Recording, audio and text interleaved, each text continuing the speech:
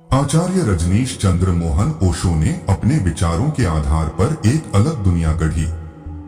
मुक्त सेक्स को लेकर ओशो की विचारधारा पर हमेशा सवाल ही उठते रहे। उन्होंने सेक्स को समाधि का रास्ता बताया। उनकी विचारधारा समाज को चुनौती देती है। जो लोग ओशो के बारे में ज्यादा नहीं जानते, उनके लिए ओशो का नाम दुनिया भर के प्रसिद्ध बाबाओं और गुरुओं में से ही एक है।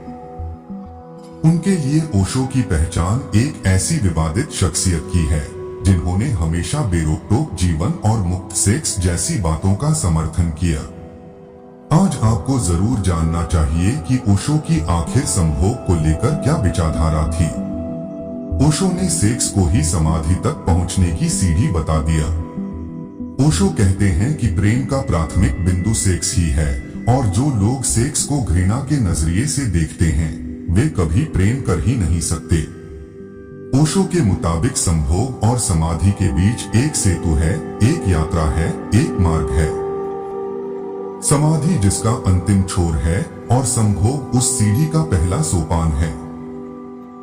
ओशो ने कहा है कि हमने सेक्स को सिवाय गाली के आज तक दूसरा कोई सम्मान नहीं दिया। हम सेक्स की बात करते वक्त भी भयभीत होते हैं, लेकिन सच तो ये है कि मनुष्य के जीवन में इससे ज्यादा महत्वपूर्ण कुछ है ही नहीं।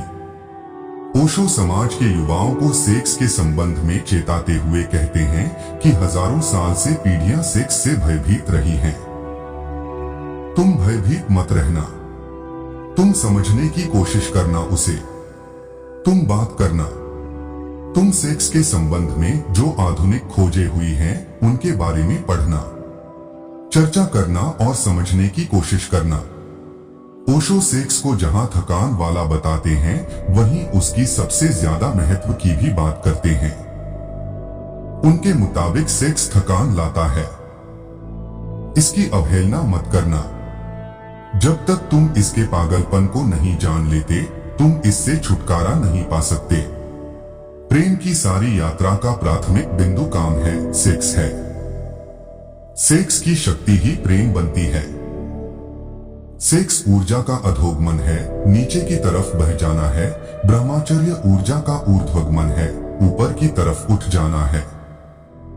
जिस दिन इस देश में सेक्स की सहज स्वीकृति हो जाएगी उस दिन इतनी बड़ी ऊर्जा मुक्त होगी भारत में कि हम आइंस्टीन पैदा कर सकते हैं।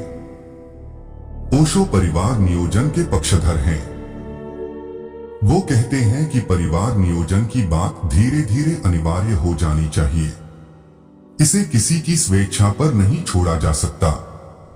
वहीं पति पत्नी के रिश्तों को वो मंदिर से जोड़ते हैं। वो कहते हैं कि पति अपनी पत्नी के पास इस तरह से जाए जैसे कोई मंदिर के पास जाता है, पत्नी अपने पति के पास ऐसे जाए जैसे कोई परमात्मा के पास जाता है, क्योंकि जब दो प्रेमी संभोग करते हैं तो वास्तव में वे परमात्मा के मंदिर से ही गुजरते हैं।